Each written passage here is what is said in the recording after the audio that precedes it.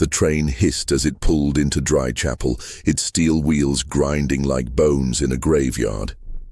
Heat shimmered over the tracks. The only woman who stepped off wore a dark traveling coat too large for her frame. No bonnet, no jewelry, just a stitched leather box clutched tight in both hands, like it held a life that might slip away if she blinked too long. Dust clung to the hem of her skirt. One eye was bruised under the makeup. No one noticed. Or maybe they did and chose not to. The platform was nearly empty, just a boy selling newspaper scraps and a drunk sitting on a crate scratching his neck. The woman looked left, then right. No welcoming party, no name called. Her lips pressed, tight as if they'd been stitched shut on the way west. "Looking for someone, ma'am?" the station master asked, his tone too casual for someone speaking to a stranger with no smile. She held out the envelope. Yellowed, fragile. Ink run, from old water damage. The name on it was clear enough. Nathaniel Dunn, Dry Chapel, Colorado Territory. The man didn't take it. Just shook his head, slow and steady. "He's in the ground. 3 weeks now, shot dead in front of the church, buried behind it." She didn't answer. Her shoulders didn't slump. She just lowered the letter and turned her back on the town, like it hadn't just split her open. "You his widow?" the man asked. "No," she said. "You his sister?" "No." The man tilted his head, uncertain now. "Then what are you?" She didn't answer, just walked off the platform, boots hitting the ground with the rhythm of someone too tired to pretend anymore. At the general store, the door shut before she reached it. At the inn, the clerk muttered something under his breath and refused her coin. Down at the stables, a boy offered her a place to sleep for the night until his father came out and yanked him inside. By sundown, she was walking the edge of town like a ghost no one wanted to see. She sat by the side of the dried creek bed, coat pulled tight, arms crossed over the leather box. Her fingers kept tracing the corners like they were carved in scripture. A horse trotted by with no rider. A dog sniffed at her once and didn't come back. That night, as moonlight spilled like milk over the edge of the hills, a man stumbled out from the saloon and saw her there behind the church fence. His laugh was crooked. "Well now," he said, wiping his mouth. "Ain't you a quiet little thing?" He crossed the street. Another man followed him. A third paused near the corner, watching. She didn't move. Maybe she hoped staying still would make her disappear. Maybe she'd done this before and knew stillness bought time. "Cold out here," the man said. "Want some warmth?" He reached for her arm. She didn't scream. She didn't cry. She just shifted one knee slowly. A shard of broken mirror, sharp and mean, glinted in her hand. The man paused. Another voice cut the night. "Leave." Just one word, low, weighted. The man turned. A tall figure stood in the shadows near the fence, long coat, wide shoulders, a limp in one leg. The firelight from the saloon caught on his belt buckle and nothing else. The first drunk stepped back. The second followed. The third man, the one who hadn't spoken, was already gone. She didn't ask who he was, didn't thank him, just stood there as he nodded once and walked away down the path behind the chapel, a shadow swallowing itself. She didn't sleep. She sat on a stone slab meant for prayer and watched the stars until her eyes burned. In the morning, the sky was pale and blank. A few townsfolk whispered behind their hands as they passed her. "That's her, the one that came for Dunn. Another whore or a widow. I heard she's not from any place with law. She don't wear a ring, don't speak a name." At midday, she made her way to the church door. It was unlocked. Inside, the pews were warped and uneven. A candle burned near the altar. She sat in the last pew, not to pray, not to confess, just to sit. The preacher came out after a while. He had a kind face, older, tired. "You're in pain," he said. She didn't reply. "There's kindness here if you know where to ask for it." I don't ask any more, she said, voice dry as dust. He studied her for a long time. You've lost more than just a man. She turned her face to the side. I'm not judging, he added, but I know what done was. That man brought trouble to every corner of this town. You should count yourself lucky. She stood. Where will you go? He asked. Nowhere, she answered, until someone makes me. And she walked out. At dusk, the boy from the train station saw her near the edge of the fence line, just beyond town. She was kneeling, not crying, just breathing. Then the man appeared again, the one from the night before. Same coat, same silence. He didn't speak. She looked up at him. Why do you keep showing up? She asked. He shrugged. Because you know what it feels like, she guessed. Still, he said nothing. Because I remind you of someone. No, he said finally. Because you remind me of no one, and that's worse. He turned to leave. She stood. Do you have a name? Granger, he said. Beau Granger. She blinked once, slowly. Everyone in town knew that name. A rancher turned hermit. A killer once. A savior, maybe. A man who vanished after the fire. After the child. After the war that came without soldiers. He looked at her, then nodded toward the trail behind the ridge. I got bread, he said. It's cold. But it's bread. She didn't smile, didn't move. Then she picked up her box and followed him. Neither of them said a word the whole walk. The wind howled once across the ridge and died like it had seen enough. A vulture circled the ridge above the trail, silent as smoke. Dust kicked up behind their boots, dry as bone ash. She followed 3 paces behind him, not because he asked her to, but because she didn't know how to walk beside anyone anymore. Beau. Granger didn't speak the whole way back, just kept his eyes forward and his pace steady. He moved like a man used to long silences and long winters, and she didn't try to fill either. The wind tugged at her coat. The box she carried thudded lightly against her thigh with each step. The path narrowed between 2 dead cottonwoods, their limbs clawed bare by wind and time. Beyond them, a cabin emerged from the ridge like it had been carved by grief. The shutters hung crooked. The porch sagged slightly on one side. Smoke rose from the chimney in thin strands, as if even the fire inside had forgotten how to burn properly. Beau didn't offer a welcome. He opened the door with a push of his shoulder, stepped in, then paused long enough for her to follow. The inside smelled of cedar and tobacco. One room held a cot. The other, behind a cracked wooden door, remained shut. A basin of water sat on a table already drawn, a half loaf of bread, a chipped mug. No questions, no warmth, just provision. He motioned toward the cot. She didn't thank him. He didn't ask her name. She sat on the edge of the bed, box still in her lap. The fire popped once in the hearth. Outside, coyotes cried low, long howls that drifted between the hills like mourning songs. Beau stepped into the other room and closed the door behind him. She didn't open the box. Not yet. The next morning, she rose before the light fully took the sky. The cabin was cold. The fire burned low. A kettle sat heavy on the coals, just beginning to steam. She moved without thinking, found a rag and wiped the table. Picked up fallen bark near the hearth. Tended the fire. She didn't know if she was allowed to, but she did it anyway. Beau came in with an armload of logs.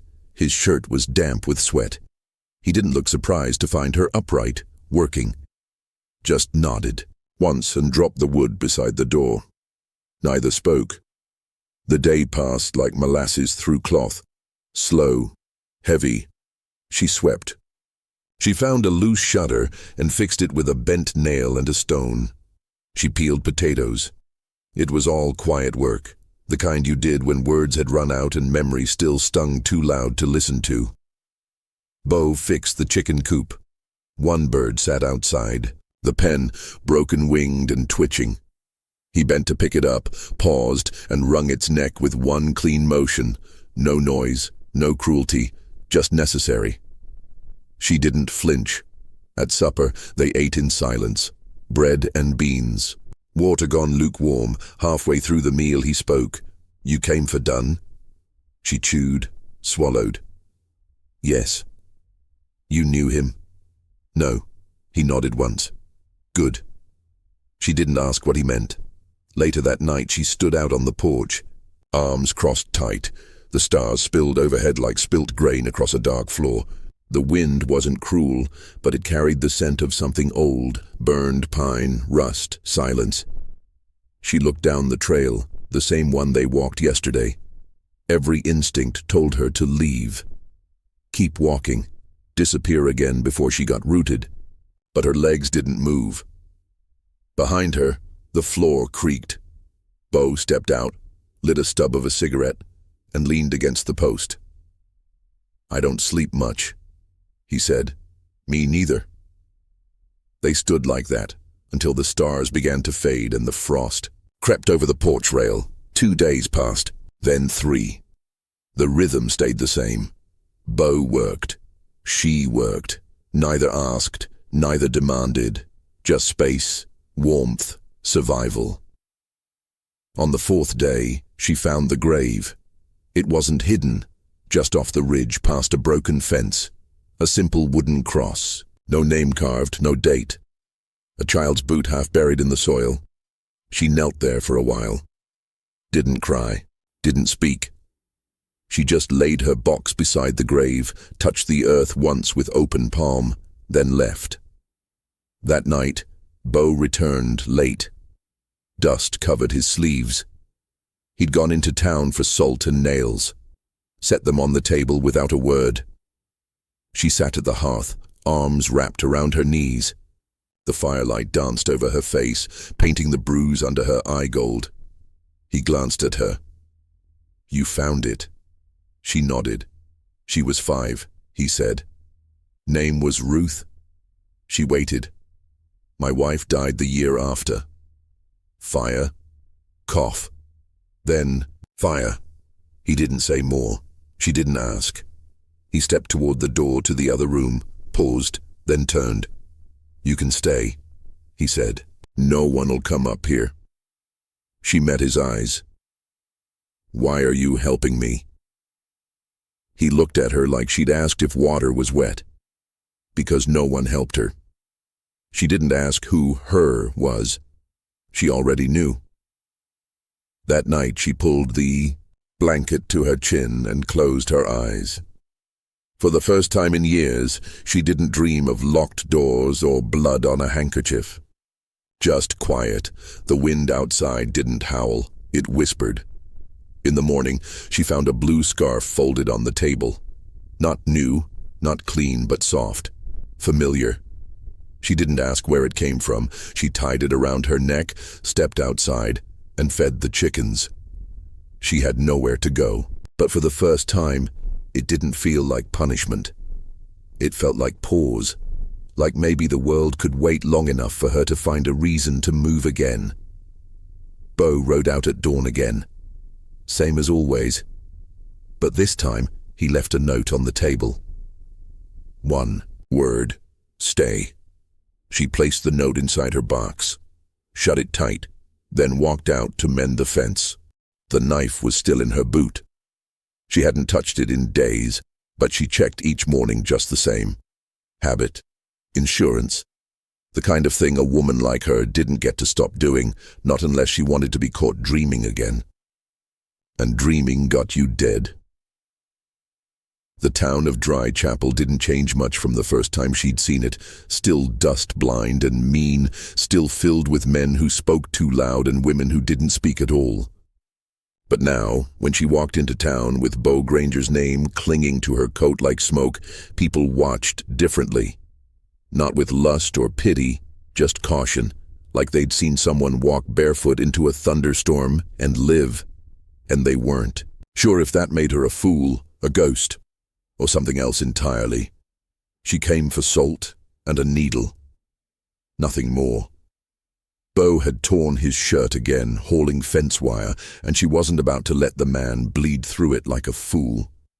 He hadn't asked her to fix it. That was the point. The general store's bell didn't ring when she pushed the door open. It had been broken for years. The old woman behind the counter looked up, squinted, and reached slowly beneath the table like she was remembering an old rumor and wasn't sure if she liked it yet. "Need salt," she said plainly, "and thread. Black, if you've got it." The woman didn't move. "You're the one up on Granger's land." She didn't answer. "You're the one that came for Dunn." Still, she said nothing. Just laid a single coin on the counter. The woman's fingers twitched. A young deputy entered just then, boots tapping sharp on the wood. His star caught the window light like a flare. He wasn't tall, but he stood like he'd been waiting his whole life for someone to give him a reason. "You got a name, miss?" he asked. She turned slow, arms loose at her sides. "No." "See, that's the trouble," the deputy said, tapping the telegram in his hand. "We got a name, but we don't got a face to go with it. Missing. Woman out of Missouri. Judge's daughter. Real high and mighty family. Real concerned." "I ain't a judge's anything," she said. "No, I guess not," he mused. "They say she ran. Took a ring, some money, and disappeared. Some say she was taken. Maybe forced." "I walked." He smiled thinly. "That's supposed to make it better?" "No, just true." He looked her over like he was memorizing how she stood, how she breathed. "Not for now. For later." "You're not under arrest," he said. "Just a person of interest." She picked up the salt and thread. Then, "Don't take an interest." He stepped forward, too close. "Granger's no shelter. He's bad ground. Nothing grows up there but rot." She looked him in the eye. "Then let me rot in peace."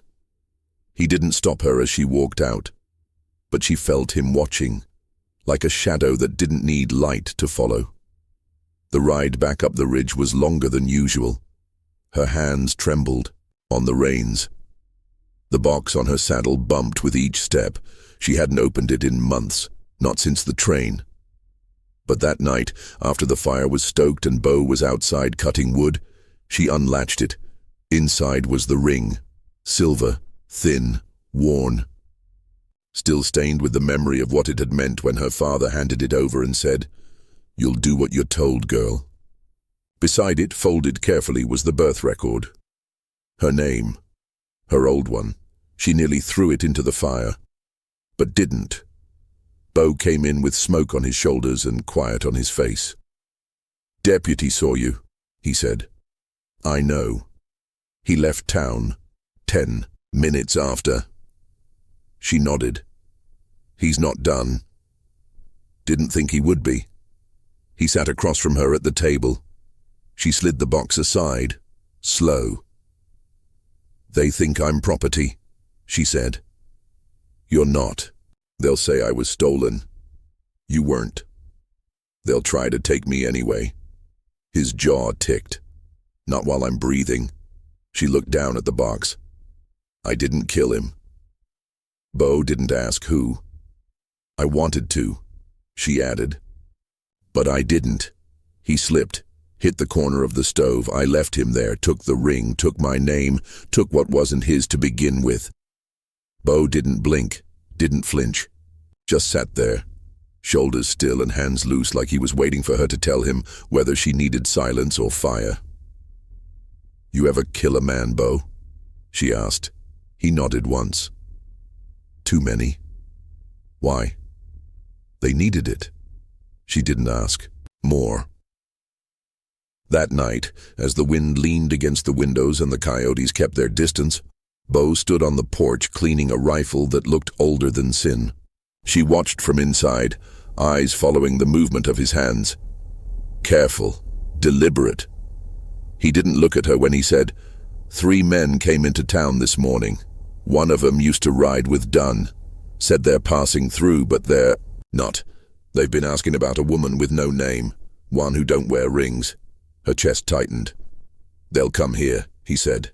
When they think no one's watching. Then let 'em. He finally turned. His face was calm, but the scar beneath his left eye pulled tight like a memory was catching up. You sure? She nodded. I don't run, she said. Not anymore. Bo set the rifle down. Then you best know how to fight.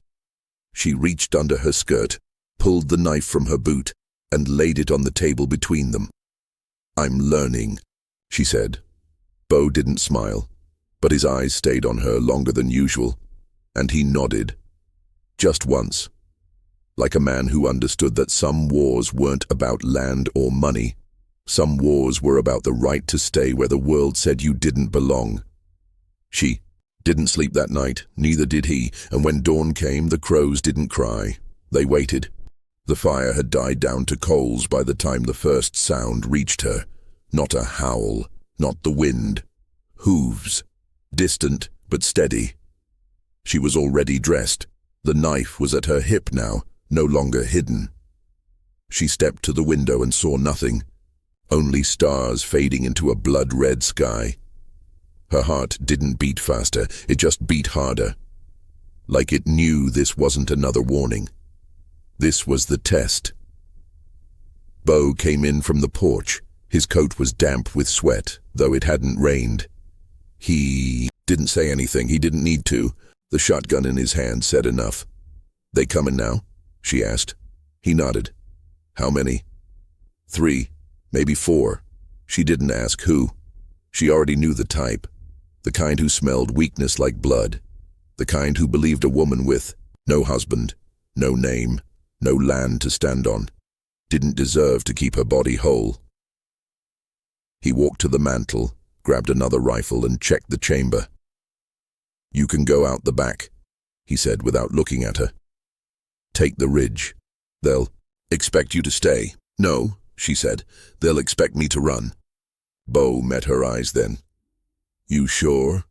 She nodded. If I run again, I'll never stop. He handed her a shell belt. Her fingers trembled as she looped it around her waist. Not from fear, from remembering. What it felt like to be helpless. To be asked, then forced, then thrown into a life she didn't agree to. That wasn't happening again. Bo lit the lantern low and placed it by the door. It cast a weak glow across the floorboards. Don't shoot unless they cross the porch, he said. What about you? I'll handle the rest. She believed him. They waited. The house breathed around them. The walls didn't creak. The wind didn't whine. Everything waited with them, like the land itself was holding still. Then came the knock. Not polite, just hard. Once, twice. Then silence. A voice followed, slurred with arrogance, cracked with smoke. Bo Granger, you in there? Bo didn't answer. You got something don't belong to you, we come to collect. Still, Bo said nothing. He moved to the edge of the door, rifle raised, finger resting just outside the trigger. The voice laughed. Awful quiet in there, Bo. She in your bed now? That what you're hiding? Little mail order mistake. You always did like things broken. Her hand tightened on the shotgun. She could hear her pulse in her teeth. The man outside stepped onto the porch. The boards groaned. Bo fired once. The blast ripped through the doorframe, and the man screamed. Heavy boots thudded backward. She heard cursing, scrambling, then return fire. Bullets punching through wood like fists. She hit the ground, rolled behind the table, and waited. Bo reloaded fast. Calm. Moved toward the back window. She spotted another shadow approaching from the left, creeping low past the chicken coop. Left, she shouted. Bo pivoted. Shot once. The man dropped, legs kicking, then still. Another. Window shattered. A bullet tore through the curtain above her head. She didn't scream, didn't duck. She stood, raised the shotgun, and aimed through the broken pane at the man crouching near the woodpile. She fired. He fell without a sound. The world went quiet again. Then the voice returned. Lower, less confident. You got no right, Granger. Bo Stepped outside, rifle up, steady. "I got every right," he said. The man was kneeling now, blood staining his coat. His pistol was on the ground, just out of reach. "She's not yours," he said. "You're harboring stolen blood." "She belongs to no one," Bo said. "Not even me." She stepped out behind him, the shotgun still warm in her hands. The lantern cast enough light to see the look on the man's face when he saw her. It wasn't fear, it was confusion. "You," he spat. "You're just some runaway girl. No past, no husband, no goddamn claim." She raised the gun. Her hands shook. Her voice didn't. "No claim," she said. "I killed 2 of your men, and I'll kill you too if you take one more step." He laughed once, then coughed. "You think this changes anything? The law will still come. Your daddy will still send more." "I'm not his," she said. "I was never his." Bo stepped between them. "Go." The man looked like he might argue, might spit, might reach for that pistol, but he didn't. He stood, limped, to his horse, didn't say another word. They watched him disappear into the trees. Only when the night swallowed him did Bo lower the rifle. She lowered hers too. Slowly. Inside, the fire was still burning. The room smelled of smoke and powder. She set the shotgun on the table. Her legs nearly gave out, but she didn't fall. Bo poured water, handed her the cup. She drank it all. "You all right?" he asked. "No," she said, "but I will be." He nodded once. "I'll fix the window," he said. "I'll clean the blood," she said. Neither of them smiled, but something shifted in the silence between them, something that had nothing to do with rescue, nothing to do with debt. Just survival, shared, not asked for, earned. That night, as Bo cleaned the scratches on his arm and she stitched the hole in his sleeve, their hands touched. He didn't pull away. She didn't apologize. When the fire dimmed, they didn't speak. They just stayed, and, for the first time, neither of them looked at the door. She didn't remember falling asleep, but she remembered waking. The sun had just begun to climb the edge of the ridge, bleeding red across the frost-bitten grass. The wind was slower than usual, dragging quiet through the trees like a warning that had run out of words. She stood at the window, holding the chipped mug Bo left her. The steam curled, soft and silent. Her fingers didn't shake anymore. Bo was gone. He always left before she rose, always returned by sundown. But something about this morning felt off. His coat was still hanging by the door. The boots, too. The dog, usually half asleep beneath the table, was standing alert, tail low, ears forward. She didn't like it. By noon, she knew. He wasn't coming back from a ride. Not today. She saddled, the mule herself. The ride into Dry Chapel was slower without him, but she didn't mind. Every hoofbeat cracked something open. Each step down that trail felt like shedding a skin she'd worn too long. By the time she reached town, the streets were quieter than usual, not empty, just hushed. Doors cracked and then closed. The blacksmith nodded at her but didn't smile. The preacher's wife looked away. She found him at the jail, Sheriff Eli Burns. He stood on the porch like he'd never left. 2 years gone, and somehow the town still bent around his presence like it feared being noticed. His badge shined too, much like he'd polished it just for today. The man who'd once been nothing but another drunk with a badge now wore law like a mask. Cold, smooth, empty. He saw her, smiled like he already knew something she didn't. "Well," he said, stepping down. "Didn't expect you to come walking in bold as brass." "I'm looking for Bo," she said. "He's fine, for now." Her jaw tightened. "Where?" "In the back. We had a conversation." She moved forward. He stepped in front of her. "We also had a letter," he added, tapping his pocket. "Telegram from the capital. Seems you belong to someone." "Important," Judge's daughter. Stolen property, some say. I'm not stolen. He nodded. You're not the first runaway girl with a bruised cheek and a pocket full of secrets. But it don't matter. What matters is what that letter says. And it says you're missing. Possibly abducted. I wasn't, she said. Then why no word? No letters? No telegram to ease Daddy's mind? Because I didn't want to be found. Burns laughed, but it didn't reach his eyes. That's not how it works, sweetheart. You're somebody's daughter. Somebody with money, influence. Men don't like to lose what they paid for. She didn't flinch. He didn't pay for me, he paid my father. Same thing. No, she said. It ain't. Burns tilted his head. You think hiding up on that ridge makes you untouchable? You think Beau Granger's your savior? He's a ghost. A man with nothing left to lose. That makes him dangerous. He's the only man who didn't ask anything of me. And you think that's love? No, she said. That's respect. He studied her, then stepped aside. You want to talk to him? Go ahead. But when you're done, I'm taking you back, whether you walk or ride or scream. She didn't answer. Beau sat in the holding cell, one leg stretched, arms crossed over his chest like he'd been waiting on her longer than just a few hours. His lip was cut, one eye bruised, but his expression hadn't changed. Calm, steady, tired. You all right? She asked. He nodded. You let them take you?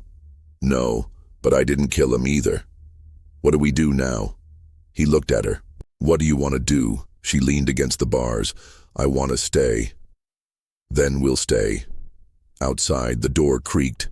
Sheriff Burns leaned in the frame, arms crossed. I told you what's happening, he said. You can go easy, or you can make a scene. She stepped forward. I'll scream, she said. I'll say you hurt me. I'll say you dragged me here in chains. I'll say anything. Burns narrowed his eyes. You'd lie to the law? I've lied too. Worse. He took a step closer. I'd rather die in that cabin than let you drag me back to the man who bought me. Burns didn't blink. You're making a mistake. No, she said. I made a mistake when I let people decide my life for me. That's over. He didn't move, didn't reply. He just stared. And then, finally, he stepped back. I'll file the report, he said. You'll regret this. Maybe, she said. But not today.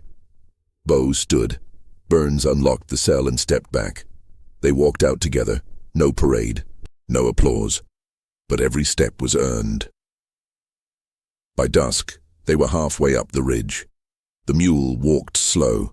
The cold had returned early, fall biting like a warning. She leaned slightly into him, not for warmth, but to feel the weight of something real, something chosen. You could have let me go, she whispered. I didn't want to. She looked at him. I didn't want to either. When they reached the cabin, the fire was dead, but the embers still held heat. She opened the box again. This time she didn't hesitate. She took out the birth record, the ring, held them both over the fire. Waited until the flame touched paper. Waited until the silver began to blacken. Then let go. The fire did the rest. Beau didn't ask why. She didn't explain. They sat in silence until morning, and when the sun rose, the wind didn't howl. It just moved, like something had finally passed. The garden never used to grow, not even weeds. The soil up on Granger's Ridge was too stubborn, too bitter with ash and loss. But this spring, the lavender had taken root, just a few stalks at first, soft green with hints of violet reaching upward like they had something to prove. She knelt beside them most mornings, hands in the dirt, sleeves rolled past her elbows, hair tied in a scarf Beau found tucked in a drawer that hadn't been opened in years. He didn't say anything when he gave it to her, just placed it on the table, beside a bowl of water, and walked out to feed the chickens. She never thanked him. She never had to. The town hadn't seen her in months. Not since Sheriff Burns rode off and didn't return. There were whispers, of course, that she was up there like a kept woman, that Beau Granger had gone soft, that she had bewitched him. But no one dared test it. Not after the shooting. Not after what she said in the square. Most folks decided some hills were better left quiet. She didn't care what they said. Not anymore. She was mending a fence when Beau came back with a satchel of seed. Dropped it by the porch, stepped over the dog, sat down on the top step and watched her finish the last tie. She didn't look up. "Beans or corn?" he asked. She wiped her hands on her skirt. "Corn. Grows tall. Keeps the chickens from wandering too far." He nodded, leaned back. The porch creaked under him. Inside the cabin, the walls had changed. She painted the trim around the window in the bedroom. Blue. The same color as the dress that hung in the back of Beau's wardrobe, untouched. He hadn't mentioned it, but she noticed it had been moved, folded carefully now, tucked in a cedar-lined box. That same day she'd found a pair of boots by the door, smaller than his, worn but clean, a slip of paper tucked inside, "For the one who walks beside me." No signature. Just that. She slipped them on and stepped outside. They fit like something she should have been born in. That night, as the fire burned low, she wrote, not a letter, not a confession, just a piece of herself folded into words, a page torn from memory and shaped into a story. There was a woman, she wrote, no name, no husband, no place to go. People called her ghost, called her trouble, called her nothing at all, but she stayed when bullets flew. She stitched torn sleeves, she pulled lavender from the frost, and she found a man who said nothing and asked for less, but made space for silence like it was sacred, like stillness could be a kind of love. She folded the page and placed it on the windowsill, held it down with a small river stone from the creek where Beau fished sometimes without bait. The next morning, the paper was gone. In its place was another. Stay as long as you want. They didn't speak of it. There was no need. The wind moved softer now. The trees didn't creak so much at night. Even the coyotes sounded more like singers than scavengers. The cabin breathed differently, like it had remembered what it meant to shelter someone.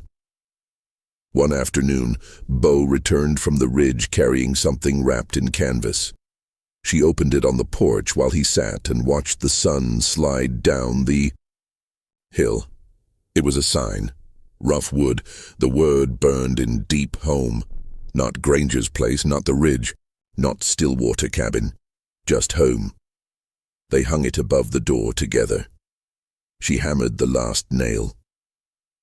The next week a traveler passed through town, young, dust on his coat and questions in his mouth. Told a story at the saloon about a cabin in the hills, about a man with a scar who didn't flinch and a woman who never gave her name, a place with no gate and no warning but full of quiet. He said they looked at each other like they'd come back from the dead, like they were waiting to wake up and finding out they didn't need to. Some folks didn't believe him, others just nodded. Made sense, they said. Some people don't vanish, they just go somewhere the noise can't follow. She was hanging laundry when Beau came up behind her, silent as always. He didn't touch her, didn't speak, but she felt it. The calm, the choice. She turned, let her hand brush his. Their fingers didn't lace, didn't hold, just met. She smiled. Do you ever wonder what they say about us down there? He shrugged. They don't know us. No, she said. They don't. The sun dipped low, stretching shadows across the porch. That night she stepped outside with one last envelope, the only thing left of her old life. Not a name, not a contract. Just a letter meant to beg her back, meant to remind her who she was supposed to be. She held it over the lantern flame. Didn't flinch when it caught. She didn't watch it burn. She watched the stars instead. They didn't blink. They just stayed.